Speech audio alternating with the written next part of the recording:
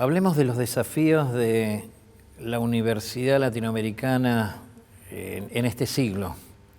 Hay grandes cambios a nivel internacional en todos los planos, entre ellos el educativo y muy en particular en el universitario. Y América Latina además tiene agendas pendientes del siglo XX.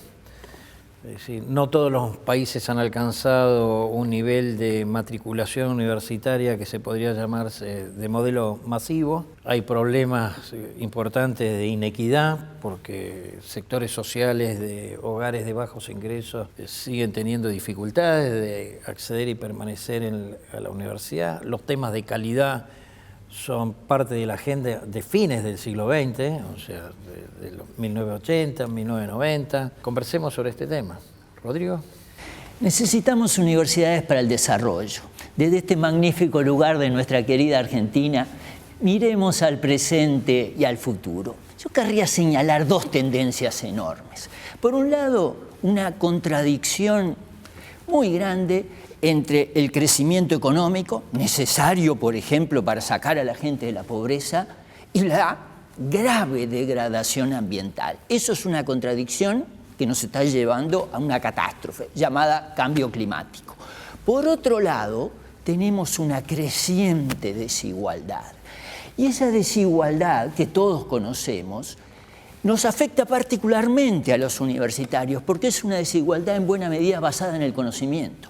Es una desigualdad entre quienes tenemos el privilegio de acceder a la educación avanzada y quienes no la tienen.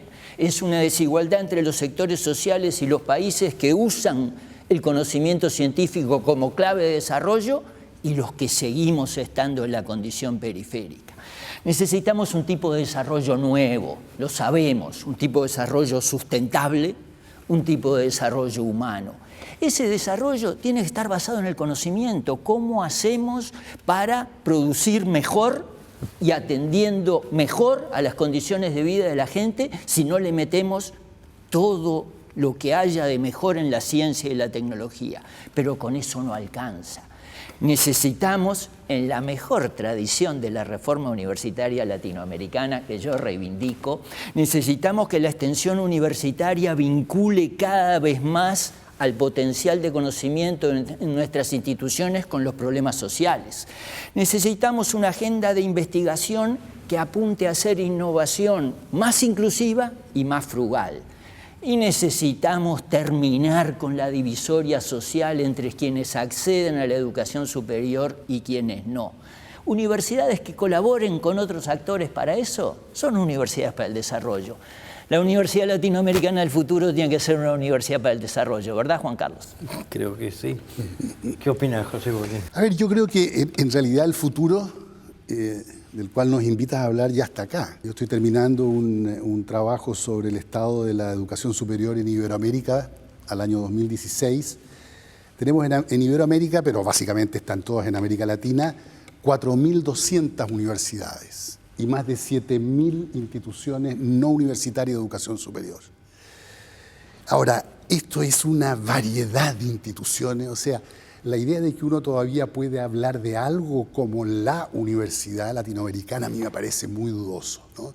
Tenemos grandes y complejas instituciones, tenemos pequeños centros, tenemos universidades públicas y privadas, tenemos el 50 y tantos % de nuestra matrícula en instituciones privadas, de la cual más de la mitad a su vez está dentro de instituciones privadas for profit, básicamente en Brasil, Perú y otros países. Es decir, la realidad latinoamericana desde el punto de vista de la educación superior es realmente una realidad que yo dudo a veces que estemos siquiera describiendo bien.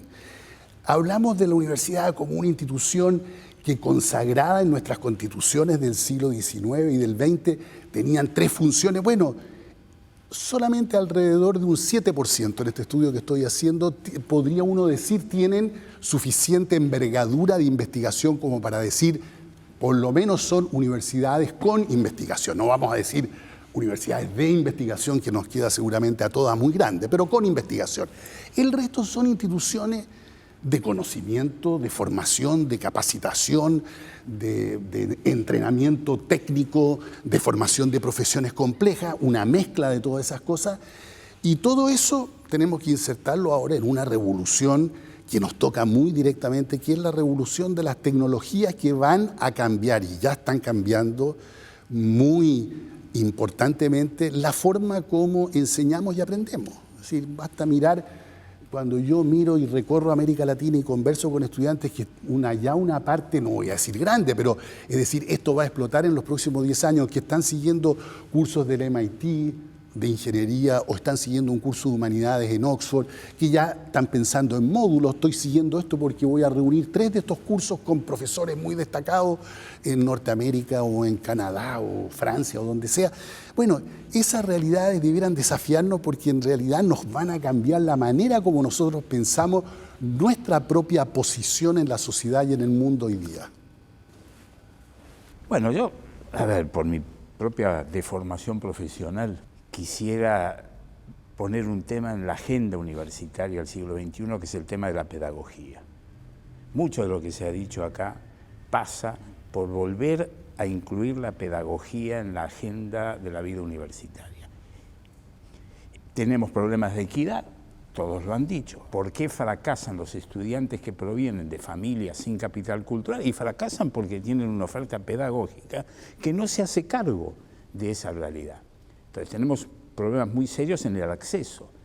Nuestro país, la Argentina, tiene una legislación democrática muy fuerte y sin embargo las universidades se encargan de hacer fracasar al 60-70% de los estudiantes entre el curso de ingreso y primer año. Esta es una dimensión de la necesidad de incluir la pedagogía, pero no es solo eso. Yo creo que los desafíos del siglo XXI, porque esto podríamos decir que es un desafío del siglo XX, el siglo XXI también plantea nuevos desafíos a la universidad que exigen una renovación pedagógica. Todos sabemos hoy en día que los conocimientos, las informaciones que aprendemos en la formación universitaria van a ser obsoletos en poco tiempo y que vamos a estar obligados a educarnos a lo largo de toda la vida. Esto, que parece un lugar común, significa que no podemos seguir teniendo una formación inicial universitaria con las mismas características que teníamos cuando esos conocimientos tenían una vigencia de 20, 30 años. ¿Cómo enseñamos el oficio de aprender? Que es el gran desafío pedagógico del siglo XXI. Y el otro desafío pedagógico tiene que ver con esto que tú planteabas, de cómo formamos una inteligencia socialmente responsable. Porque hoy en día, y en el siglo XXI, el uso de los conocimientos tiene un impacto social mucho mayor que el que tenía en el pasado. Siempre lo tuvo, pero ahora es absolutamente decisivo. Ahora, ¿cómo hacemos para que esa inteligencia que formamos en las universidades tenga niveles de responsabilidad social mucho mayores de los que tiene habitualmente? La extensión universitaria es una manera, es un poco la manera tradicional, pero ya no alcanza con eso. No podemos dejar librada la formación de la responsabilidad social al voluntariado, porque los que van a los programas de voluntariado ya tienen esa responsabilidad. El problema es cómo se la formamos los que no la tienen. Cómo introducimos experiencias de aprendizaje en los diseños curriculares, en las trayectorias de aprendizaje de nuestros estudiantes universitarios, que tiendan a formar esta responsabilidad social de lo que hoy hablamos. Un biólogo hoy en día, ¿no? La responsabilidad enorme que tienen los biólogos con la manipulación genética, el tema ambiental. Muchas de las decisiones de las empresas en términos ambientales pasan por decisiones que toman científicos y técnicos que han sido formados en las universidades para contrarrestar la presión por el lucro que a veces tienen algunas decisiones empresarias. Hace falta una formación ética muy fuerte en nuestros científicos. Bueno, pero ¿cómo se forma esto? No es leyendo libros de ética, obviamente, ¿no? No pasa por poner una materia que sea ética, sino por experiencias de aprendizaje que tengan estas dimensiones. Y yo creo que este tema, que ha sido de alguna manera dejado de lado, la pedagogía universitaria ha sido muy desvalorizada en las últimas décadas, hoy vuelve, o debería volver, a tomar una importancia crucial que tiene que ver con esto que decías vos, José Juan. Hay muchas instituciones universitarias que son solo de enseñanza, y sin embargo la enseñanza no tiene mucho prestigio en la universidad. Tiene prestigio la investigación, los incentivos son para la investigación, tiene prestigio el gobierno, participar del gobierno de las universidades, pero enseñar, y mucho menos enseñar en los primeros años, parece que no fuera importante. Y sin embargo, tanto por razones de equidad como por esta necesidad de formar para el aprendizaje a lo largo de toda la vida, la formación básica es fundamental. Porque los conocimientos, las informaciones cambian, pero las bases de cada disciplina no cambian. Y lo que prepara para una formación a lo largo de toda la vida es tener una muy buena formación básica. Cual implica, y termino con esto, cambiar las escalas de prestigio con las cuales nos movemos. Nosotros movemos una escala de prestigio que cuanto menos básico, más prestigioso. Y deberíamos volver a poner en nuestra escala de prestigio la formación básica como un elemento fundamental de los desafíos del siglo XXI. Marcelo. Sí, un poco retomando el concepto, Juan Carlos, que vos expresaste al principio sobre que Latinoamérica había llegado al punto o al proceso de universalización de la educación superior, ¿no? Es decir, cuando pasa del 15% de la población correspondiente a la edad para ir a la universidad. Y a mí lo que particularmente me preocupa, si bien eso es cierto, es decir, se ha cuadruplicado la matrícula universitaria desde la década del 80 hasta hoy en día. La Argentina ha seguido un mismo patrón.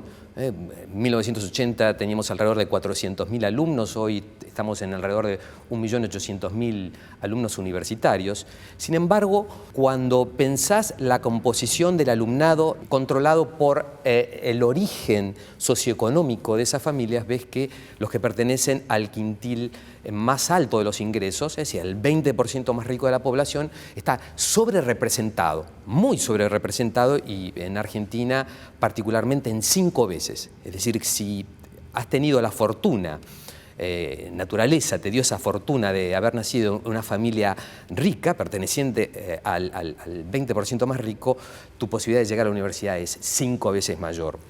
Entonces, digamos, cuando desagregás ese número de la masificación, ves que los sectores más vulnerables de la sociedad están fuertemente subrepresentados, y eso creo que es una de las agendas prioritarias para resolver en el siglo XXI. No voy a intentar un tipo de solución o propuesta, pero se me ocurre que, y un poco también retomando con lo que planteaba José Joaquín, es que el mundo de la educación superior, no estoy hablando del universitario, es variopinto. Y ese mundo de la educación superior incluye más de un sector. En general, en la Argentina estamos bastante acostumbrados a pensar la educación superior como el fenómeno universitario, y dentro del universitario el mundo público universitario. Es cierto que contiene alrededor del 80% de la matrícula total, pero también existe el sector privado, que se ha desarrollado fuertemente en el resto de Latinoamérica, tal vez no tanto en Uruguay, pero sí en Brasil, sí en Chile, sí en Colombia. Y en la Argentina ha sido un poco por cuestiones históricas, filosóficas, políticas, dejado como una alternativa no complementaria, sino como sustituta.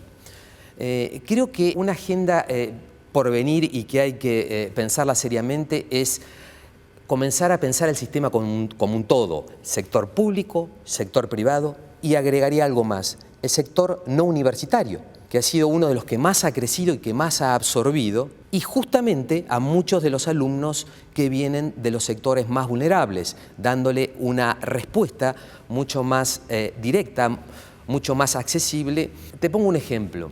Y no voy a tocar, por ahora por lo menos, las cuestiones de calidad, que creo que es otra de las agendas para seguir analizando. La tasa de graduación de los institutos terciarios, por ejemplo, en Argentina, es el doble que el universitario. Eso tiene que ver con un tipo de educación que se articula mejor con el secundario, una organización que es un poco menos agresiva para el alumno que pasa de una escuela por ahí con bajos recursos, con baja capacidad intelectual o con un capital social, cultural, producto de venir de una familia en un espacio vulnerable, donde el choque con la universidad es demasiado grande y lo termina expulsando. Habíamos hablado de tasas de deserción a veces que llegan al 70% o un poquito más. Entonces me parece que otro de los puntos importantes es pensar el sistema de educación superior como un todo, que incluye universidades públicas y privadas, y también este sector terciario para tratar de articularlo de una manera más homogénea y que dé respuesta a la diversidad de demandas, ¿no? Ahora, si tomamos nada más que el tema de la inclusión y lo que llamaríamos primera generación de universitarios, cuya probabilidad de fracaso es más alta que aquellos que provienen de hogares con mayor capital cultural, económico, o sea, de su origen. Siguiendo lo que decía Juan Carlos, de que en términos de valor simbólico o estímulos a la actividad docente, no ocupa el primer lugar, sino que otros son los incentivos y los estímulos, o sea, el valor simbólico, ¿no? El valor simbólico de la publicación en revistas internacionales reconocidas, con arbitraje, etcétera, es mucho mayor que dar clases en un primer año o dar clases de apoyo. Entonces, tenemos esa dificultad, es decir, me parece que a nivel de lograr una mayor equidad, una parte de la agenda de este siglo es concentrarnos más en esos jóvenes que provienen de hogares humildes, a los cuales la actividad docente tiene que estar más reforzada y por lo tanto tiene que tener estímulos materiales y estímulos simbólicos. Pero en ese marco también uno puede decir, tengo las nuevas tecnologías de la información y la comunicación, o sea, uno puede ver en el nuevo formato, también, por lo tanto también es un problema pedagógico, ¿no? Hace algún tiempo en Montevideo escuché una exposición de una universidad tecnológica coreana en donde cambia el eje, el eje del proceso de enseñanza-aprendizaje es un aprendizaje basado en problemas, no en un desarrollo secuencial, digamos, del conocimiento básico alejado de cuestiones prácticas. Y a su vez las nuevas tecnologías de la información, primero están las pantallas en las cuales pueden tomar las clases teóricas y después se trabaja en proyectos.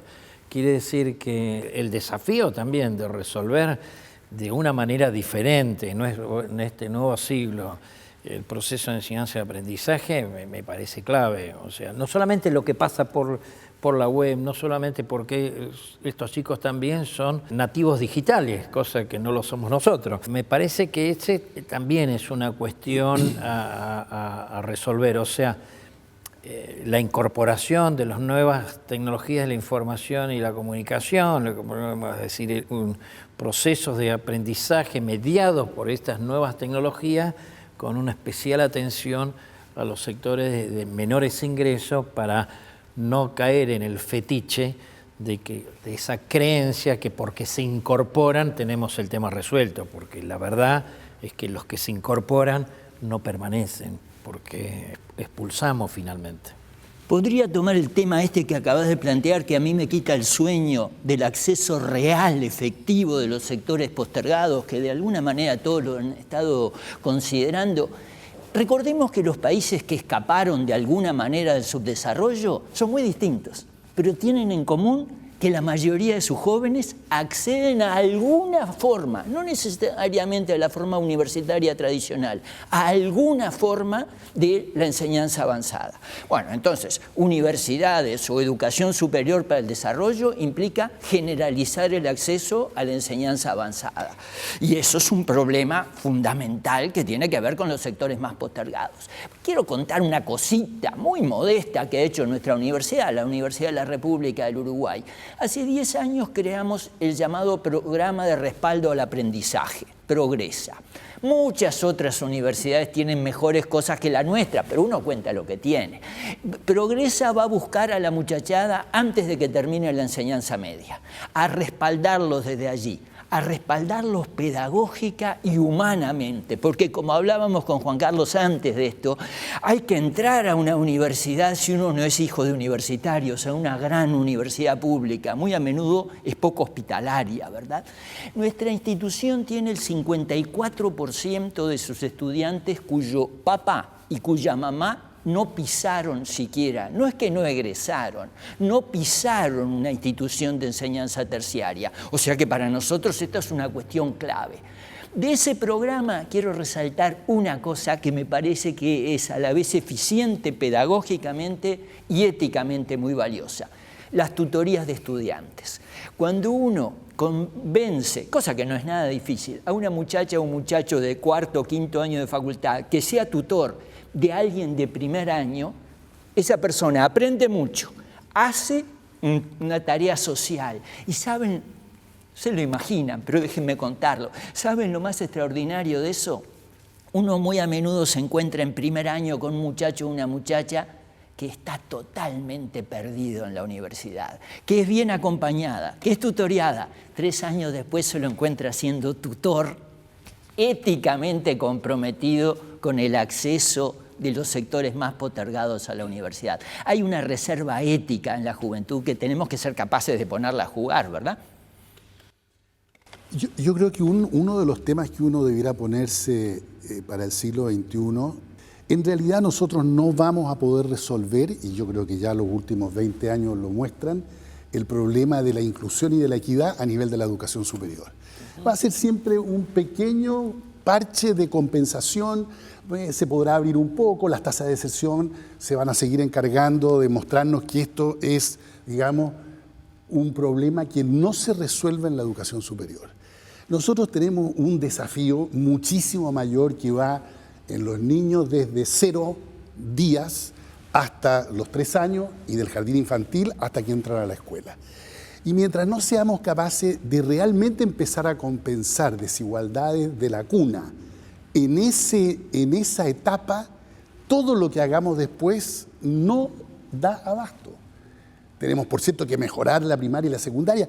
Miren, si mira uno los resultados de la prueba internacional PISA y ve que en Argentina es un país de una potentísima tradición educacional a la cual mirábamos todos, bueno, uno puede discutir estos resultados, pero dan a entender que algo pasa en todos nuestros países cuando uno ve que a los 15 años el 60% de los estudiantes no logra mostrar tener las competencias mínimas de comprensión analítica, de capacidad de comunicación, de manejo numérico, de razonamiento científico, que uno esperaría normalmente a esa edad.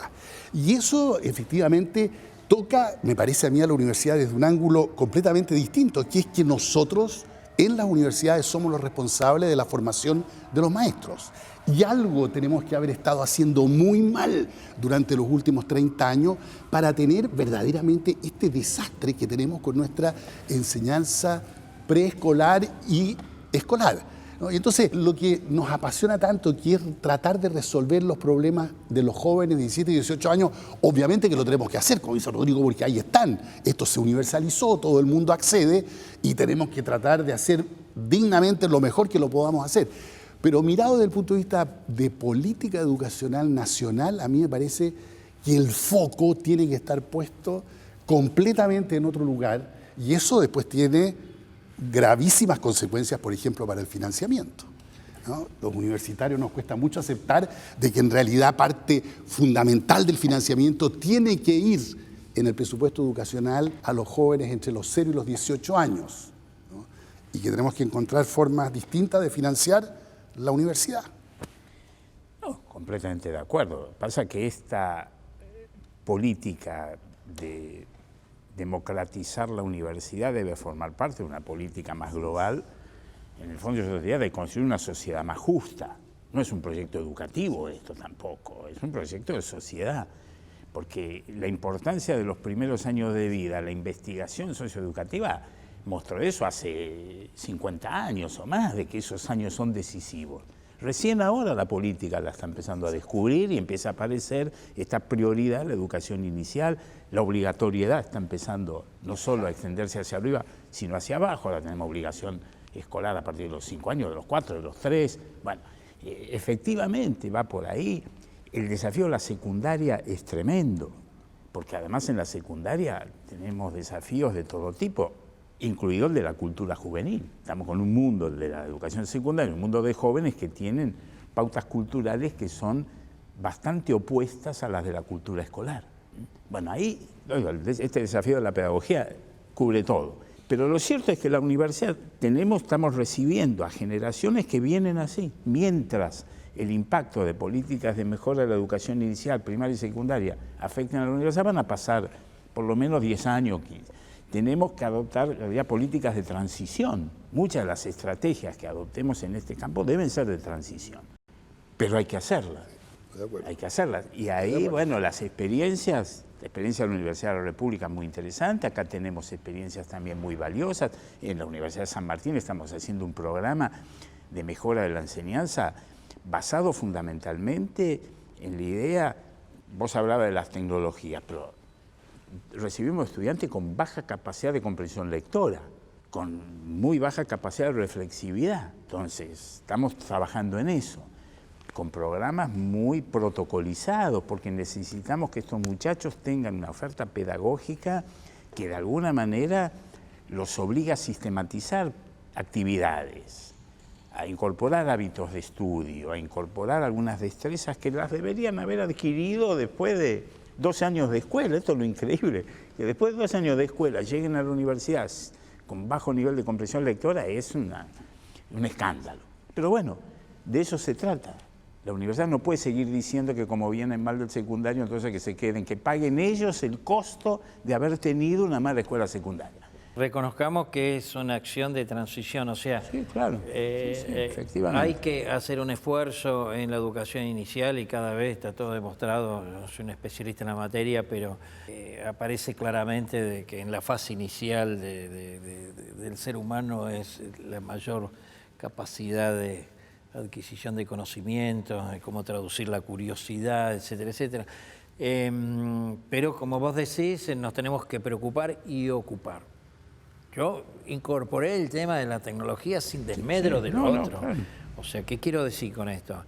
Quiero decir, en el caso nuestro también nos ocurre, o sea, tenemos que dar las materias iniciales común para todas, que son lectura y comprensión de texto, pensamiento lógico, razonamiento y resolución de problemas, técnicas de estudio, hábitos de estudio. Nuestros chicos que egresan de secundaria han perdido el hábito de rendir examen, o sea, ya ha desaparecido eso, que es hacer un examen. Entonces, estas cuestiones, estas estrategias que desarrollan de una forma u otra todas las universidades argentinas y yo supongo también en otros países de América Latina, luego nos enfrentamos al tema más bien curricular, es decir, cómo se construye un plan de estudio. ¿El plan de estudio se construye del modelo tradicional o debemos modificar eso? ¿El proceso de enseñanza-aprendizaje es de la misma forma que en el pasado, que en el siglo pasado, o tenemos que innovar? Y en esa innovación es donde yo estoy planteando la incorporación de la tecnología de la información y la comunicación. No lo estoy diciendo, no, esas tecnologías en el modelo tradicional. ¿No? Hoy se enseña medicina en modelos de aprendizaje basado en problemas, ABP o en proyectos. También tenemos que innovar pedagógicamente en ese sentido, pero comparto que nos tenemos que preocupar y ocupar de los niveles iniciales y resolver la transición, así como resolvemos la transición en cómo mejoramos la formación y capacitamos a los docentes de nivel medio, porque son los que están. Y en nuestro país, por lo menos, en mi provincia, solamente el 30% tiene formación pedagógica, es decir, el 70% nunca pasó por ningún espacio de cómo se enseña la física, la química, la matemática, etcétera, la lengua, la literatura. O sea, tenemos graves problemas en ese sentido. Por cierto, y concluyo mi intervención, es un problema del desarrollo. Entonces, como decía Rodrigo Rosena, las universidades tienen que brindar también para el desarrollo. Entonces, otra faceta que no podemos descuidar, me parece, es que esas labores, de esa función esencial que tiene la universidad de la investigación, también se transforma en una investigación pertinente para la resolución de los problemas sociales, económicos, industriales, agrarios, etcétera, etcétera, y que eso tenga una valoración simbólica y material comparable a si publicamos en revistas internacionales con referato, etcétera, etcétera, o sea, lo que llamaríamos cuánto es lo que podemos contribuir a esto. A veces uno dice el éxito de países del sudeste asiático. Corea, antes de tener premio Nobel, lo que hizo fue un catching up y tomar para la formación de ingenieros, y luego que alcanzó ciertos estadios de desarrollo, avanzó a la producción de la ciencia básica, o sea, hizo un camino no lineal, no hizo ciencia básica, después aplicada, después tecnología. Uno puede partir desde la tecnología también, entonces la universidad tiene un papel ahí, y eso tiene que ver con el desarrollo económico, que de otro lado entonces generaría mayores niveles de equidad, de justicia social, y damos la vuelta. Perdón. Déjame volver un poquitito al tema del secundario, y después me interesa también el tema tecnológico y sobre todo el catching up que vos hablaste de Corea, porque quiero pasar algunas facturas a los tomadores de decisiones a nivel político. Cuando hablé que en realidad los alumnos de los quintiles o del quintil más bajo estaba subrepresentado en la universidad, o sea que tenían la probabilidad, una quinta porción de probabilidad de llegar a la universidad, en realidad no están subrepresentados por una decisión propia, están subrepresentados porque esa porción no finalizó el secundario. Y sin el secundario, el acceso a la universidad es prácticamente imposible, ¿no? Digamos. Entonces ahí está el problema. Están subrepresentados porque no hay alumnos secundarios de los quintiles más bajos, o la proporción de los que se reciben en el secundario de los quintiles más bajos es muy pequeña.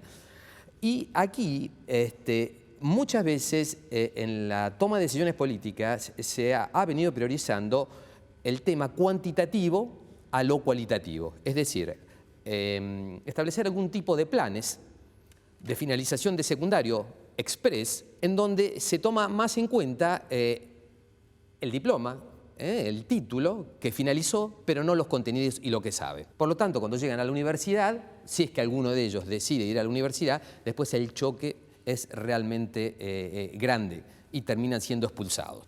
Respecto de lo que hablaba Juan Carlos en cuanto a la internacionalización de alguna manera, que también es producto del fenómeno Corea. A mí el fenómeno Corea siempre me ha llamado la atención en cuanto a esa capacidad. En un periodo relativamente corto de años, 30, 40, 50 años, había pasado de una situación donde con tasas de analfabetismo de 30, 40% a ser una de las grandes potencias y líder en las pruebas PISA. Latinoamérica, y no solamente la Argentina, está relativamente aislada del mundo, no solamente científico, sino en cuanto a la capacidad de tener programas de calidad para absorber a alumnos internacionales de calidad. Por ejemplo, la internacionalización de la educación ha venido creciendo a tasas que se duplican prácticamente por década, y los alumnos, digamos, los de mayor capital social, los de mayor capital humano, los alumnos más brillantes, buscan las universidades anglosajonas. Estados Unidos captura alrededor del 20% de la totalidad de alumnos internacionales.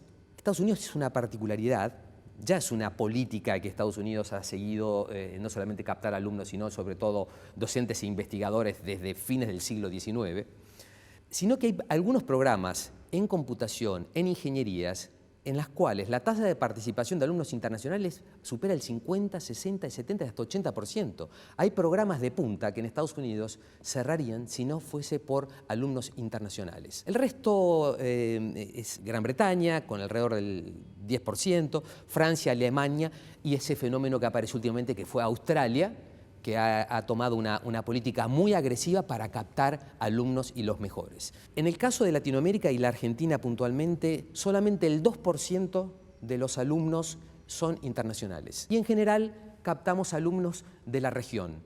No quiero decir que no estoy haciendo una valoración en cuanto a la calidad, pero necesitamos, entre otras cosas, tratar de ofrecer programas ayornados, modernos, competitivos, para comenzar a captar el mejor capital humano del mundo, o comenzar ese trayecto, porque es una forma de, no solamente de las universidades de ayornarse, de internacionalizarse, de salir a competir, sino el intercambio intercultural entre docentes, entre investigadores y alumnos, es muy positivo para tratar de ubicar en un lugar de prestigio a la universidad latinoamericana, ¿no?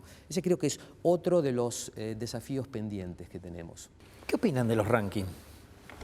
Déjame, antes de entrar a los rankings, poner un tema que tal vez nos interesara cubrir. ¿No tienen ustedes la impresión de que en realidad no hemos pensado en serio la arquitectura curricular y de enseñanza de nuestra educación superior?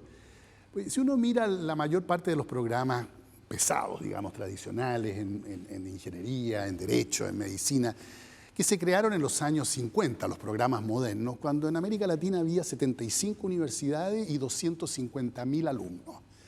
Y eso, en el fondo, ese modelo de preparación larga, angosta, donde uno entra por un túnel y sale después de nominalmente 5 años, pero en realidad después de 6 o 7 años, con una gran cantidad de Derecho. Yo suelo preguntar en todos los países donde voy, ¿cómo está la carrera de Derecho? Y en realidad yo, que también estudié Derecho, bueno, es exactamente como estudiábamos hace 30 años, más o menos. Por ahí la pelea es si quedó o no quedó Derecho romano, pero el resto es todo igual. Y uno dice, hay algo que no está funcionando en esto. No estamos formando hoy día 27 millones de estudiantes en toda América Latina, después de formar 200, pero estamos tratando de mantener más o menos curricularmente en las universidades lo mismo que hacíamos con un estudiantado que era completamente de élite. Ahora es masivo, como lo que hemos estado conversando acá, y insistimos en una educación altamente especializada a lo largo del tiempo, cuando todos los países están yendo en otra dirección. Una formación general, más corta, 2, 3, 4 años, no necesariamente orientada de inmediato al mercado laboral. Hay una mezcla, algunas cosas directo al mercado laboral, otras cosas una buena formación de base, pensando que en realidad la profesionalización se va a ir haciendo a lo largo de la vida, muchas veces con múltiples distintos modelos.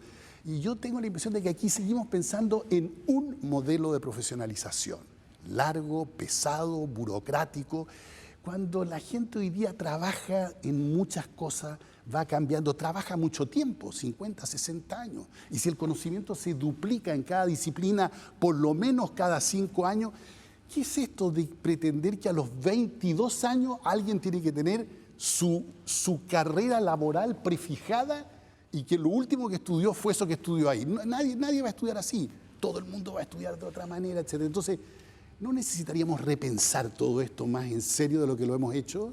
Excelente punto de partida para incluso revisar algunas de las cuestiones dichas antes. Si yo entiendo bien, y creo que fue muy claro lo que dijiste, así que me parece que lo entendí bien, no podemos pensar que la educación se termina. En el fondo estás diciendo eso. O sea que hay que pensar educación para toda la vida activa, para el trabajo, para el ejercicio de la ciudadanía, el acceso a la cultura. Eso significa que tenemos que pensar el sistema en su conjunto, con la prioridad que la educación inicial tiene que tener, pero el sistema en su conjunto. Y con una idea que a mí me parece básicamente democrática. No hay edad ni persona que no pueda seguir aprendiendo. Se habla mucho del sistema de Estados Unidos y en algún sentido hace 100 años eso es lo que hicieron, ¿verdad? Darle siempre una nueva oportunidad a la gente. Ahora, el asunto es cómo enseñamos para eso. Y allí hay una vieja idea que me parece que mantiene valor, la vinculación entre enseñanza e investigación, porque es una manera de enseñar.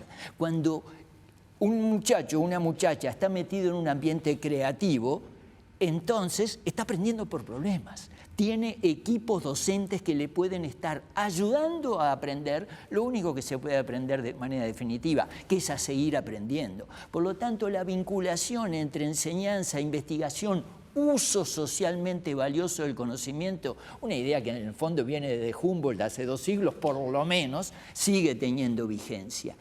Y ahora, tú decías también una cuestión clave que trato de enrabarla con las otras dos, investigación hacia dónde. Y allí quizás nosotros tendríamos que estar dispuestos a hacer cosas un poco distintas de las habituales. En el mundo las agendas de investigación, grosso modo, las comanda el dinero. Yo creo que eso es una realidad. Entonces nosotros no deberíamos, y esta es un poco la idea de Universidad para el Desarrollo, pensar en la emergente gama de políticas de ciencia, tecnología e innovación para la inclusión social. ¿No son las universidades, entre otros, actores importantes de eso? Sí, por supuesto. No quiero dejar pasar lo último que dijo José Joaquín. Se empalma con lo que decía Juan Carlos Tedesco, que decía formación a lo largo de la vida. O sea, no es para una etapa de la vida. Si no es para una etapa, uno la puede hacer de una forma progresiva. Es decir, la probabilidad de cambio de trabajo es muy alta ahora respecto de lo que ha sido el siglo pasado. El problema ahí es que lo tenés que resolver en forma sistémica. O sea, por más que tenga una iniciativa o una universidad en una nación determinada, por más autónoma que sea, y que quiera avanzar en esa dirección, se va a pegar con la pared de lo que ha sido la tradición latinoamericana del credencialismo, de mi hijo el doctor, de tener el título, y entonces ¿cuál título es lo que tienen esa valoración simbólica que da lugar a incentivos materiales? Comparto lo que vos decís. Ahora, estando a cargo de una universidad, difícilmente se puede hacer en la instancia microinstitucional. Requiere una mirada mucho más amplia. Los acuerdos de Bolonia, de ir reduciendo la formación tradicional de 6 años a menos años, a veces nosotros la hemos imitado de mala manera, que es comprimiendo. O sea, lo mismo contenido de 6 años, entonces ahora lo queremos dar en 4 o 5, con lo cual es peor que antes, porque, digamos, la capacidad de expulsión en el primer año es tremenda, digamos, una formación en ingeniería, álgebra, física 1, química general y la 4ª materia, según la que corresponda, y después es imposible. Lo que vos decís lleva a una modificación en el tema de las titulaciones, y de la recuperación de lo que fue los orígenes de la universidad de conocimientos generales. O sea, en el fondo lo que estás diciendo vos es como los principios, es decir, los principios en el lugar del credencialismo profesional era alguien que tiene una formación general, y esa formación general que es sólida, básica, ¿no es cierto?, le permite ir ganando luego a lo largo del tiempo. Bueno, no, a eso apuntaba esa idea, ¿no?, de darle a la formación básica una gran importancia, porque los primeros años es eso, y eso es lo que te prepara después para toda la vida. Vos sos rector, vos sabés que la principal oposición a ese tipo de modificaciones viene de la propia comunidad universitaria. No es una oposición que viene de afuera, no hay una... La cultura universitaria en ese sentido también tiene autonomía, ¿no? Y cuando uno quiere modificar los planes de estudio, quiere poner estos títulos intermedios, quiere hacer estas modificaciones curriculares, lo que se enfrenta es a la corporación docente universitaria que quiere que cambie todo menos su materia, ¿no? Todos vemos que el que tiene que cambiar es el otro. Ahora, ahí digo, está la gran responsabilidad de la universidad, que es una institución paradójica porque juzga a todo el mundo, pero no se analiza a sí misma y no cambia a esa misma. Y quizás lo que habría que pensar es en ese sentido, qué estrategias son las que pueden promover esta transformación institucional, esta cultura, estas representaciones que existen adentro de la universidad. Creo que ese es un tema, y creo que fundamentalmente pasa por instalar este debate adentro de la comunidad universitaria, que no lo tiene, ¿no? La universidad no se discute a sí misma, pero hay que empezar a hacerlo. Y creo yo que en ese sentido, volviendo al tema anterior, que me quedó un poco pendiente, sería de decir, esta articulación entre investigación y enseñanza también está en ese nivel de la agenda de investigación. Hay que incorporar la investigación acerca de cómo se enseña. Sí. Este es un tema de investigación. Sin ninguna duda. Porque esto, el cómo se enseña, no lo vamos a definir en un escritorio, hay que experimentar, hay que probar, con nuevas tecnologías, esto que vos planteás, las tecnologías. Bueno, hay que investigar cómo se usan estos dispositivos tecnológicos como dispositivos didácticos. Que de eso se trata ahora. De eso sabemos poco. Normalmente son las propias empresas las que nos están diciendo cómo usarlos didácticamente, lo cual no siempre es lo mejor. Las empresas, por ejemplo, dejaron de fabricar netbooks y pasaron a fabricar tablets sin ninguna exigencia desde el punto de vista de satisfacer una necesidad pedagógica, están satisfaciendo necesidades de lucro. Ahora, te imponen una agenda que uno no controla. Teníamos acá en la Argentina 5 millones de netbooks repartidas a todos los estudiantes secundarios y ahora resulta que dicen no las fabricamos más. Ahora nos pasamos a las netbooks, con lo cual no. Y no es que ese cambio responde a, no es que la netbook es pedagógicamente más útil que la netbook, al contrario, muchos dicen que es peor. Bueno, digo, volver a oponer este tema de la investigación sobre cómo enseñar me parece que es un punto importante. Y ahí la universidad tiene una gran responsabilidad porque son los centros de investigación educativa de las universidades los que pueden hacer esto. Y bueno, y con respecto al cambio de esto de Panamá curricular, totalmente de acuerdo. Es cierto que hay que hacerlo, pero a ver, está el Consejo de Rectores, ¿no? Bueno, no solamente el Consejo de Rectores, están las corporaciones profesionales también. También, bueno. Sí, No es claro. solamente un problema universitario, están las corporaciones. No quiero dejar pasar una cuestión. Uno puede hacer dos trayectorias. La trayectoria de los sólidos conocimientos generales de punto de partida y las especializaciones se alcanzan en el desarrollo del tiempo. O puede ser la otra trayectoria, que es una formación distinta, que es una formación técnica, tomemos como los politécnicos, los Fachhochschulen, etcétera, que es bueno, una formación técnica donde se dosifica la formación básica a lo largo del tiempo, y entonces alguien puede ser un técnico en mecatrónica y luego construir hacia la ingeniería, hacia un título superior. Lo que quiero decir es que no pensemos que uniformar todo. Uno puede tener esta trayectoria o puede tener esta trayectoria. También puede tener, desde el punto de vista de modelo pedagógico, lo que sería el plan de estudio A para el estudiante de tiempo completo y el plan de estudio B para el estudiante que no es de tiempo completo, porque si no, ¿quién planifica? Planifica el individuo. Entonces el individuo, que es el ejemplo que dije antes, toma 4 materias de ingeniería en el primer cuatrimestre, ingresó a las 4, empezó la primera semana, a la segunda semana dejó 2, no las atendió a las demás, o sea, de baja programación, digamos, o programación individual. Y en el marco de la internacionalización, y volviendo a las tecnologías de la información y la comunicación, está apareciendo cada vez más el tema de la enseñanza, el e-learning y la educación virtual, ¿Te podría que hacer una pregunta? supera la frontera.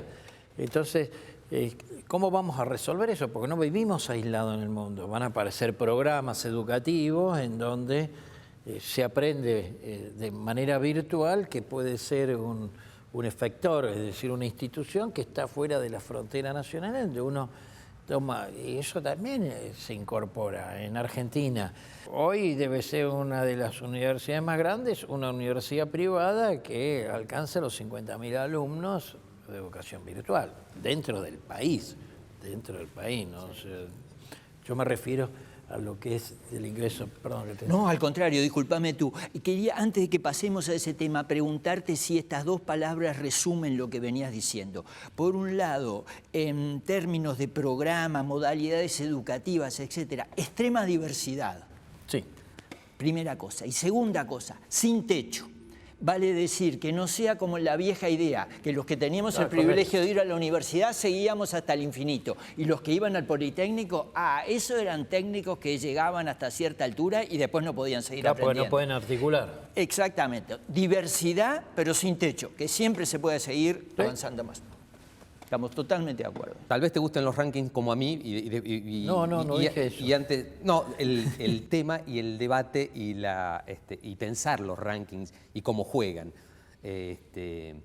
Pero antes de ir a ese tema, que sí, a mí me fascina, algún comentario respecto de la reforma curricular.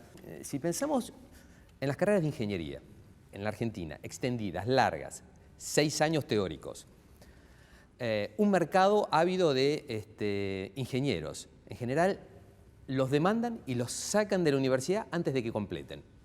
Por lo tanto, muchos de los saberes en los cuales se forman los ingenieros, sobre todo los de los últimos años, por lo menos por la lectura del mercado, no serían en ese nivel, en cuanto a lo que es el trabajo, la rutina diaria de un ingeniero, no serían fundamentales. Eso por un lado.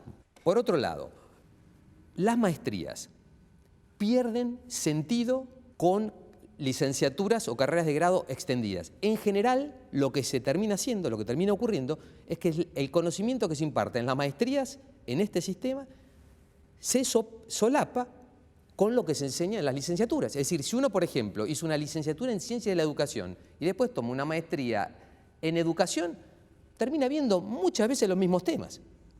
Por lo tanto, ahí habría que hacer algo como lo que planteó Juan Carlos, son demasiado extendidas y que habría que articularlas de una manera mucho más inteligente. Una cosita con respecto a los rankings. No sé si va a ser interesante el tema, pero es algo que ha venido para quedarse de alguna manera y tiene un impacto desde lo mediático muy grande. Y ese impacto de lo mediático hace que las conductas organizacionales de las universidades vayan cambiando y que se le dé importancia a eso. Desde ese punto de vista hay que tomarlos en cuenta. Los detractores de los rankings los atacan sobre una visión que se ejerce un excesivo mercantilismo a través de la coordinación de los rankings. Es cierto. Ahora, y citando para legitimar un poco lo que voy diciendo a Burton Clark, él hablaba que la coordinación de los sistemas se daba a través del Estado, de lo que él denominaba oligarquía académica, o sea, las universidades y los docentes de mayor peso, y otra parte es el mercado. Es decir, el mercado existe, coordina. Desde ese punto de vista, a mí particularmente, el concepto de mercantilización, por supuesto, no llevado al extremo, pero el mercado juega en las decisiones de las universidades. Si no, sería como llevar el concepto de autonomía al extremo, y la autonomía universitaria llevada al extremo es el principio de la privatización de la universidad. Toma decisiones sobre la base de sus propias preferencias sin tomar en cuenta el entorno. Dicho esto, mi crítica a los rankings, que insisto, están para quedarse, es que metodológicamente son muy débiles. No creo que en la mayoría de los casos midan lo que dicen medir, y los que son metodológicamente un poco más sólidos, en general se concentran en una de las funciones que realiza la universidad, que es la investigación, y deja de lado o digamos el peso específico de los indicadores que se utilizan en la parte de educación puntualmente, inclusive de extensión, es muy baja o a veces nula. Desde ese punto de vista, no sé si miden lo que dicen medir. A mí sociológicamente me parecen interesantes los rankings, pero en realidad político-culturalmente me parece que es una cosa completamente absurda y que perdemos el tiempo casi conversando sobre ello. O sea, cuando uno dice, mire, aquí hay, lo que dije antes, 4.200 universidades, más 7.000 instituciones. Para mí ese es el mundo real de la educación superior. Nosotros hablamos en realidad, hablamos entre otras cosas de las 100 universidades que aparecen en los rankings, cuando hablamos los latinoamericanos. Este grupo de acá, dicho con total respeto y sintiéndome yo parte integral del grupo, habla de las 100 universidades.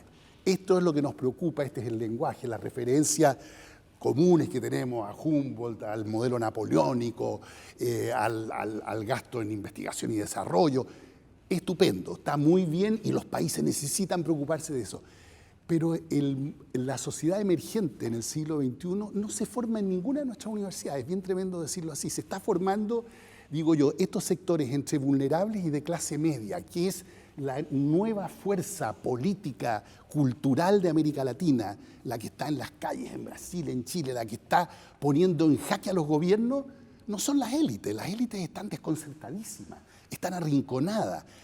Vienen de unas cosas rarísimas, de universidades de garage en Colombia, de un callamperio en México, de unas universidades oscuras o academias, de repente se llaman centros tecnológicos, tienen 25 nombres en América Latina. Uno sale por cualquiera de nuestras capitales, en Bogotá o en Santiago o en Monterrey, en México, en la Ciudad de México o en Monterrey, y lo que ves son cientos de edificios con un letrero que dice Academia de no sé qué, que dan títulos reconocidos por el Estado, esa gente que entra al mercado. Esa es la gran mayoría de la gente que hoy día tiene educación superior, no son los egresados de las 100 universidades que aparecen en el ranking. Entonces, yo digo, si tiene su cierto valor el ranking, y yo sé que causan efecto dentro de las universidades, sociológicamente ese es el mercado más importante, el mercado del prestigio. Desde ese punto de vista, a mí como sociólogo, me preocupa muchísimo y quiero entenderlo, pero desde el punto de vista de política de educación superior, nada pasa por los rankings, la verdad, nada pasa por los rankings.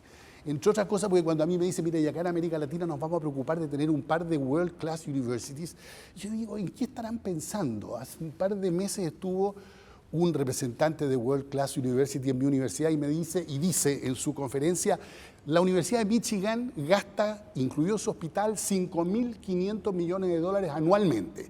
Y le digo yo, pare ahí, por favor, porque hace un rato usted dijo que tenían 40.000 estudiantes y gastan 5.500. Yo quiero decirle que Chile entero, en 1.300.000 estudiantes y 250 instituciones de educación superior, gasta 5.500 millones de dólares. Entonces, que me digan a mí, mira, nos vamos a preocupar a ver si algún día la Universidad de Chile o la Pontificia Católica son World Class University, estamos locos. Hay cientos de instituciones que no investigamos, porque parte de los problemas de investigación, ¿quién investiga estos centros?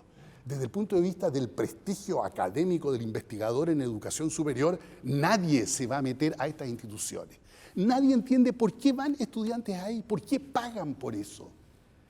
El mercado no los está tratando mal, pero tampoco demasiado bien. Ganan un cierto estatus. ¿Dónde vale su estatus? Es en sus comunidades.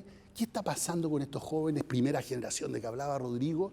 Hay muy pocos estudios todavía en América Latina. ¿Qué pasa cuando vuelven? ¿Dónde están sus amigos, los que no fueron a la universidad? ¿Qué relaciones se establecen? ¿Qué pasa con cientos de abogados que ganan un poco más que el salario mínimo hoy día?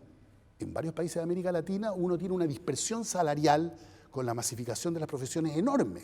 Hay allá arriba un pequeño grupo que gana, después de 1 o 2 años de trabajo, una cantidad que lo pone en el mercado internacional. Pero la masa de jóvenes que están estudiando Derecho en universidades de segundo, tercer y cuarto nivel, bueno, están ganando un poco más que el salario mínimo. Y sabemos si están contentos o no están contentos, sabemos qué tipo de carrera van a poder hacer, sabemos qué es lo que pasa con ellos políticamente, culturalmente, cuáles son sus matrimonios, cómo se mueven en el mundo real del siglo XXI. No sabemos, y sin embargo es crecientemente la población más activa desde muchos puntos de vista en nuestras sociedades. Yo tomaría el punto de partida que propone José Joaquín Brun. No nos preocupemos de los rankings porque no nos está diciendo nada demasiado importante. Podría cuestionarlos más, pero tomo ese punto de partida. Ahora, si ese es el punto de partida, miremos a ese universo tan complejo que tú aquí, y en los textos que yo muy a menudo te he leído, has descrito con cuidado. Sin embargo, sin desmedro, creo yo, de esa gran heterogeneidad, las instituciones que crean conocimiento a alto nivel, que las necesitamos para mejorar todo el panorama, son algunas pocas. Y yo no digo esto para ponerme una coronita, todo lo contrario. Digo esto para señalar la gran responsabilidad que tenemos las no demasiadas universidades latinoamericanas que crean conocimiento. Y ahí voy a algo que me toca muy directamente de lo que tú dijiste. Yo he pasado mi vida, más de medio siglo, en universidades públicas. Las universidades públicas tienen un rechazo a cambiarse muy grande y hay una distorsión de la noción de autonomía. Hemos interpretado muchas veces la autonomía como autarquía, como derecho a hacer lo que se nos da la real gana. Yo creo que la herencia perdurable de la reforma de Córdoba no es esa, porque los compañeros cordobeses no trabajaron para enclaustrar la universidad, sino con sus errores y sus aciertos propios de toda generación, trabajaron para desenclaustrar la universidad. Entonces, si pensamos en términos de autonomía conectada con la sociedad, si pensamos en términos de que enseñar a lo largo de toda la vida no puede ser tarea solo del sistema educativo, enseñarle a todo el mundo a lo largo de toda la vida, nosotros somos parte y nada más que eso. Entonces la obligación de cambiar a nuestras instituciones es enorme. Yo pienso que estamos a menos de 2 años del centenario de la Reforma de Córdoba y me pregunto, ¿lo festejaremos mirando hacia el pasado o lo festejaremos diciendo hay que volver a cambiar? Me parece que eso es una buena pregunta. Bueno, pero a ver, esa evocación de la reforma del 18 y este tema que plantea José Joaquín colocan la discusión en otro plano. Estamos discutiendo casi la conformación de nuevos sectores sociales. Esta masa de ciudadanos que tienen estudios superiores hechos en instituciones de este tipo están formando, no sé si uno podría hablar de una nueva clase media, ¿no? A las cuales van a ser los comportamientos políticos de esos sectores. Porque la reforma del 18 de alguna manera fue la expresión de los sectores medios en la Argentina que querían democratizar políticamente al país. Empezaban por democratizar la universidad porque era lo que en el ámbito en el que se movían, pero formaban parte de un movimiento más amplio, radicalismo, Irigoyen, ¿no? Una manera de decir, bueno, ya esta universidad que formaba para de alguna manera incorporarse a la vida política, no podía coexistir con sistemas políticos de gobierno oligárquicos que tenían mecanismos de renovación de la clase política a dedo. Bueno, hoy, siglo XXI, y en este contexto, estos sectores, ¿qué van a hacer? ¿Van a ser la base social de movimientos autoritarios? Pueden ser la base social de movimientos políticos autoritarios que digan, bueno, ahora entramos nosotros, cortemos la entrada de los que siguen viniendo de abajo, que ha sido un comportamiento típico de las clases medias de América Latina, ¿no? Que una vez que se incorporaron ellos, después dijeron, bueno, hasta aquí, y no sigamos democratizando porque esto nos afecta. O no, o pueden ser la base social de movimientos más vinculados a la justicia social, a la construcción de sociedades más justas. Estamos en un escenario, la verdad que hacer predicciones en ese sentido puede ser muy aventurero. Pero digo, saca el tema estricto de la vida universitaria para ponerlo en el marco de la dinámica social, en el cual la educación es un componente fundamental de la composición de las clases sociales, de los estratos sociales. Y ahí creo que le corresponderá a los sociólogos como vos hacer algún tipo de análisis en ese sentido. Pone el tema en el marco de la problemática del desarrollo humano sustentable, ¿verdad? Claro, efectivamente.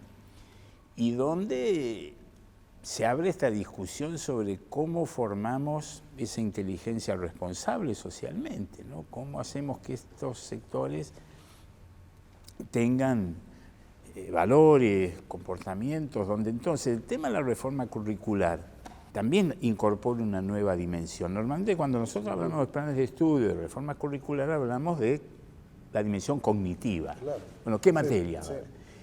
Y no incorporamos las experiencias de aprendizaje que tienen que realizar los estudiantes a lo largo de su trayectoria.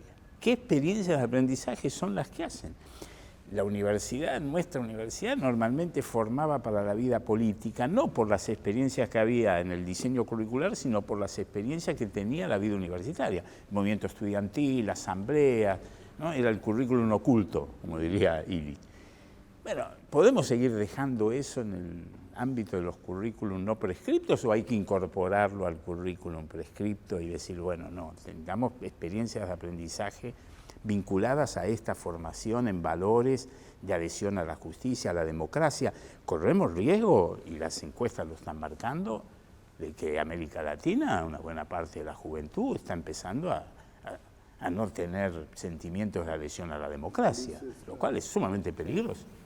Y ese fenómeno interesante se pensó por mucho tiempo realmente como lo que era, formación de las élites del país, élites políticas, élites intelectuales, luego también científicas, en parte élite económica, en parte las élites religiosas. Eso era el espejo en que se miraba la universidad. Lo que es nuevo y abre todas estas preguntas que decía Juan Carlos ahora, es que en realidad la universidad, para decirlo en términos en que lo decía Ortega y Gasset, está formando al hombre medio en la sociedad de masa. Hoy día su repercusión sigue existiendo en las élites, que duda cabe. Se están formando ahí, particularmente élites tecnocráticas o tecnoburocráticas, se forman ahí y por lo tanto influyen en la política desde otro lado, pero además, y eso sí que es nuevo, estamos formando, no sé, yo conozco bien las cifras para mi propio país, Chile, pero de haber pasado en un régimen que se formaban primero 5.000, después 20.000 profesionales y técnicos cada año, hoy día cada año egresan alrededor de 170.000, 180.000. En un pequeño periodo de gobierno de 4 años emergen 700.000 que tienen que encontrar trabajos para el tipo de capital humano que tienen, de capacidades que creen tener, los nuevos valores culturales que ellos representan, las aspiraciones de estatus que tienen, ¿no? Entonces, de repente la universidad se ve involucrada en un fenómeno político-cultural para el cual no está preparada, ¿no? Porque se preparó para pensarse en relación con las élites, pero no con el hombre medio y la mujer media, que es lo que está formando ahora. Ahora está formando masivamente a la fuerza de trabajo. Eso no es lo que hacía antes. Formaba unos pocos para ocupaciones, nunca dijo para la fuerza de trabajo. Hoy día la fuerza de trabajo, los empleados que trabajan en los bancos, todo el sector servicio, que es la mayor parte de nuestro mercado laboral, se está formando en estas instituciones, universidades, institutos, academias, centros comerciales o no sé cómo se llamen, bueno, de ahí están saliendo. Curricularmente, ¿qué significa esto? ¿Cómo formamos al famoso hombre medio de masa? ¿Qué es lo que hacemos con el currículum? Que antes eso lo hacía la escuela, ¿no? Sí, Lo hacía la escuela secundaria. La escuela secundaria, pero ya no, y ahí tenemos esta crisis que tú mencionaste antes de los jóvenes. Yo creo que ahí tenemos todas nuestras universidades, de las grandes universidades que decía Rodrigo, las que tienen más densidad de conocimiento, hasta todas estas instituciones que si no hay redes entre todas ellas, en realidad vamos a estar formando fragmentadamente, cada cual de acuerdo a... ¿no? Tenemos que encontrar una manera de reintegrar un sistema que ya no se puede integrar de arriba hacia abajo, burocrático, verticalmente. Un Ministerio de Educación ya no puede integrar esto. ¿no? Ahora, tiene que integrarse de otra manera. Dos temas. Uno, cierta preocupación porque los procesos de masificación de la educación superior en América Latina y particularmente en el segmento universitario, en estas formas de desregulación que tuvieron lugar en periodos de auge del neoliberalismo, para simplificar, que ha llevado, digamos, a instituciones universitarias que uno podría decir que difícilmente pasen niveles mínimos de calidad, un piso de calidad, es decir, nos lleva a que una agenda, un tema de agenda hacia el futuro, tiene que ser ya no solamente la masificación, sino la masificación con calidad, es decir, no se resuelve con las desregulaciones, implica que el Estado sea un actor protagónico desde el punto de vista de la política pública. Para decirle, me gustaría ver si pudiéramos tirar algunas ideas de medidas de política pública, que puede ser del Estado, pero también formas de autorregulación. O sea, a veces los universitarios tenemos una mirada fuertemente autonomista desde el punto de vista microinstitucional y somos poco receptivos a abrirnos y decir, ¿podemos hacer algo en conjunto de forma de autorregulación? En segundo lugar, para que cambien las universidades también desde un punto de vista microinstitucional, también hay que poner en cuestión los sistemas de gobierno universitario, porque si el sistema de gobierno está alejado de la sociedad, digamos, se va a enclaustrar, y si se enclaustra, difícilmente va a modificar conducta, es decir, será profundamente conservadora. Es decir, la pregunta es cómo esto que está afuera, está en la sociedad, lo metemos también adentro de las universidades para cambiar. Es una reflexión. Pero bueno, en la parte final los invito a tirar algunas ideas sobre políticas públicas o las cosas que se podrían hacer en nuestros estados nacionales. ¿Quién quiere arrancar? Dale, Marco. Bueno, respecto de cómo deberíamos, o pienso, debería pensarse el sistema de educación superior. Yo insisto en la palabra educación superior y no solamente universitaria. La fortaleza de un sistema no está un poco con lo que venía diciendo José Joaquín, que una gran mayoría, una vasta mayoría se forman en esas universidades de garage o patito, como lo llaman los mexicanos. La fortaleza de un sistema radica en la diversidad de propuestas. Pensar el sistema de educación superior nada más que formado a través de instituciones de élite que forman a una pequeña porción. Cuando hablamos de Estados Unidos y vemos la Ivy League, ¿qué proporción de la población universitaria forman? ¿Son 10, 15 universidades o un poco más? Pero es una porción muy baja. Desde ese punto de vista, y relacionando con lo que vos dijiste, Juan Carlos, respecto de la calidad de las instituciones, no solamente la masividad, sino educación de calidad, en la Argentina, puntualmente, me parece que una agenda pendiente es, si bien a través de la CONEAU, ¿no? la comisión que acredita y evalúa la calidad de las universidades, ha funcionado, creo que bastante bien, hay todo un sector que es el de las instituciones no universitarias, que actualmente cuenta con 800.000 alumnos, donde la variedad de calidades es enorme, donde los controles de calidad, si existen, son muy básicos y elementales. Y pensemos que la mayoría de nuestros docentes secundarios se forma en esos institutos y también gran parte de la mano de obra técnica. Entonces me parece que el sistema, y volviendo a lo que había planteado al inicio, es pensar el sistema de manera armónica, comprensiva, holística, completa. Nuevamente, un sistema universitario es aquel que tiene diversidad de opciones de calidad y para todos. Eso por un lado. Después estaría el otro segmento que prácticamente no está investigado y analizado, es el sector con fines de lucro, que si bien en la Argentina por la ley no está permitido, surgen pequeñas instituciones que no están dentro del sistema formal y que muchas veces absorben a alumnos que han sido expulsados de la universidad. Eso también me parece que es como para ir observándolo, porque gran parte de la mano de obra se forma ahí. Respecto de los gobiernos universitarios, sí, nuevamente, yo creo que hay una especie de endogamia, de mirarse a sí mismo y tener un poco cerradas las puertas a nuevas visiones. Por ejemplo, en general, los estatutos de las universidades públicas no permiten que el rector de una universidad sea alguien que venga desde afuera del sistema nacional o que no haya sido profesor regular, concursado, etcétera, etcétera.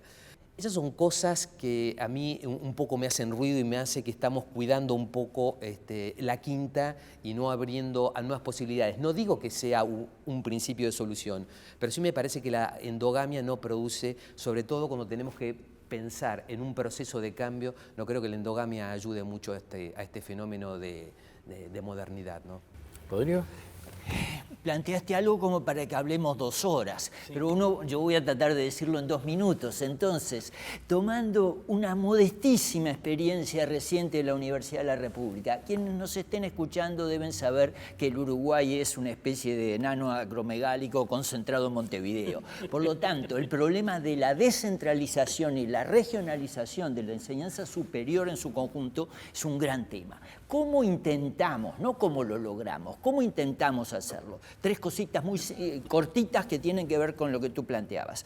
En primer lugar, pensando en programas regionales de enseñanza terciaria que involucraran a todos los actores, no solo educativos, actores productivos, actores de la salud, pensar programas de educación terciaria en cada región. Segundo lugar, lo que tiene que ver con el gobierno de las universidades. Actores fundamentales, las organizaciones sociales de cada lugar y en la medida en que nuestro marco institucional lo permite, con participación de las organizaciones sociales en el diseño de los nuevos centros regionales. Y tercero, atención muy prioritaria a la problemática específica de cada región. No es lo mismo la problemática del río en Paysandú, del lado occidental, que la problemática de la forestación en Rivera, del lado oriental. Programas regionales de enseñanza terciaria con prioridad al desarrollo de cada zona y participación directa en la medida de las posibilidades de los actores sociales de cada lugar, para tratar de sacar la endogamia de la universidad. La institución no es endogámica solo en una circunstancia, cuando quiere cambiarse a sí misma. Entonces lo que hay que hacer es apostar a los cambios. Y muy a menudo aparecen generaciones estudiantiles dispuestos a cambiar. Bueno, ahí está. El asunto es si los viejos captamos eso y somos capaces de apoyarlos. Bueno, nada, yo agregaría esto. Una de las cosas que dijimos, traducirlas en políticas, incentivos a la enseñanza. Me parece que eso es una línea de acción que debe ser desarrollada y que efectivamente puede venir desde afuera de la universidad, desde los ministerios de educación, de políticas explícitas que vayan en esta línea de apoyo a incentivos a la enseñanza, a la investigación en la enseñanza. Que las políticas de investigación también incluyan a la investigación de cómo se enseña, entre los proyectos prioritarios que se vayan a desarrollar. Me parece que ahí hay una línea de acción en términos de políticas públicas muy, muy importante. Sobre el gobierno, bueno, ustedes ya lo han planteado. Creo que quizás acá, para el caso argentino, no sé hasta qué punto todo esto plantea alguna modificación de los marcos normativos.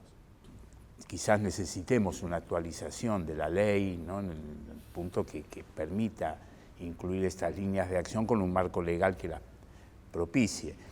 Y luego, en términos de políticas públicas, también todo lo que tiene que ver con estos aspectos vinculados a las tecnologías, a la educación a distancia, que son áreas que necesitan de políticas explícitas que no vayan en la línea simplemente de copiar modelos ni de hacer creer en el fetichismo de las tecnologías, pero sí de abrir. Hoy, por ejemplo, tenemos con la educación a distancia, está totalmente desregulada.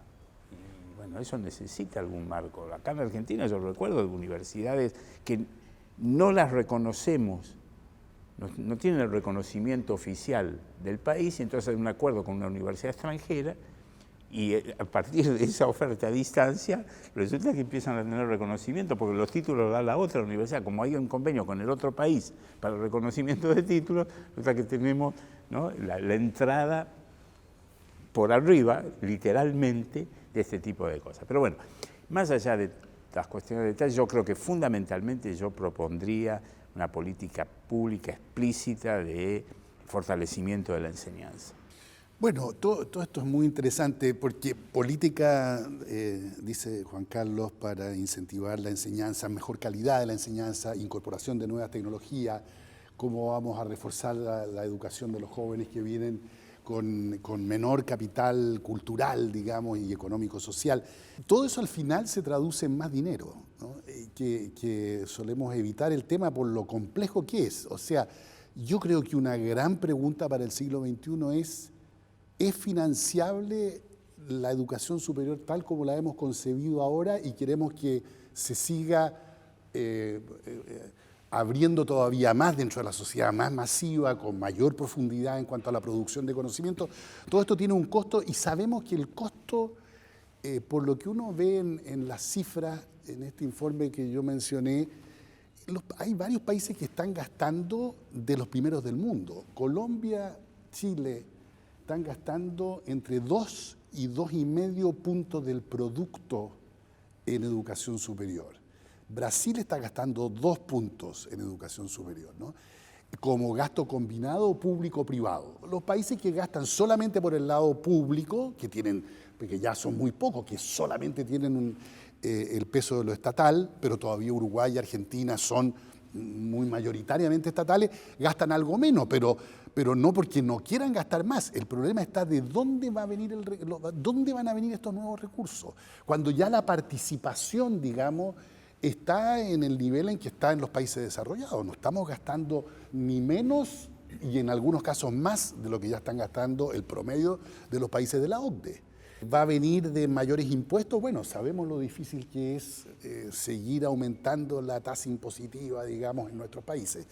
Va a venir del cobro a los estudiantes, sabemos lo incómodo que es el tema en muchos de nuestros países, incluso a veces la Constitución hace imposible pensar en aranceles reales. Bueno, pero si no va a venir del Estado, si no va a venir de los estudiantes, la única otra solución es cambiemos la estructura de costos completamente. Bueno, eso es la idea de que uno podría llegar a tener una educación superior de otro nivel de costo a través de las nuevas tecnologías. Yo creo que es un sueño, sobre todo en la primera etapa. Todo lo contrario, la experiencia de los finlandeses, de los coreanos, es que durante el primer periodo de incorporación inteligente y masiva de la nueva tecnología encarece el costo particularmente de la docencia en la universidad. Entonces yo creo que aquí tenemos otro gran tema. Hay que sentarse, sobre todo en países como los nuestros, que tienen una deuda social y económica tan grande con la educación infantil y con la educación primaria y secundaria. Bueno, esto es una realidad de la que tenemos que hacernos cargo. El crecimiento económico. Así es. La sinergia entre educación y desarrollo. Sin eso no hay solución. Está claro. Porque si vos tenés ese porcentaje del tú Producto lo difícil Bruto. que nos resulta, ¿no? Sí, claro. Pero los dos países que tú mencionaste son ejemplos de eso. Sí. Y que se De debería gran dar, avance lógico, en materia de sí. desarrollo, Finlandia y Corea. se debería dar de manera paralela también, porque el efecto derrame seguimos derramando y no llega nunca. Sin duda. Tomando las palabras de Rodrigo iniciales, ¿no?, de Universidad para el Desarrollo, y sin desarrollo no vamos a lograr inclusión, y sin una buena educación no vamos a alcanzar el desarrollo. Y en términos de agenda, no tengo ninguna duda que el financiamiento, en la medida que se tienda a la universalización, es clave. Y Tengo en mi memoria haber sido el autor de un programa de incentivo a los docentes e investigadores en Argentina que data de 1994, y si hoy tuviera que hacer una recomendación de política pública diría: hagamos un incentivo o estímulo material a quienes hacen docencia, a la enseñanza. Y desde el lado de la investigación no tendría ninguna duda de que los incentivos a la investigación deberían considerar aquella investigación aplicada a la resolución de los problemas de la sociedad en la cual estamos insertados. Les agradezco muchísimo la participación en este encuentro. Ha sido un debate muy interesante. Muchas gracias. Muchas gracias.